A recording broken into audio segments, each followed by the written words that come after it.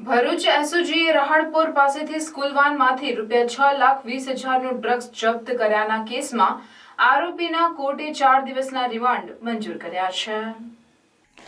ભરૂચ એસઓજીની ટીમે ભરૂચના રહાડપોર ગામેથી એક મારુતિ વાનમાં ડ્રગ્સ લઈ જતા પ્રકાશ અંબાલાલ પટેલની ધરપકડ કરી હતી।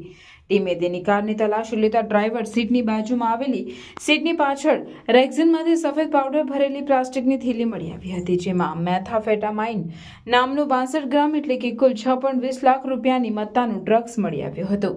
પોલીસે તેની પ્રાથમિક પૂછપરછ કરતા તેણે ડ્રગ્સનો જથ્થો ક્યાંથી લાવ્યો તે અંગે કોઈ જાણ કરી ન હોવાની જાણકારી આપી હતી, જેના પગલે ટીમે તેને કોર્ટમાં રજૂ કરતા કોર્ટે તેના સોમવાર સુધીના 4 દિવસના રિમાન્ડ મંજૂર રાખ્યા હતા।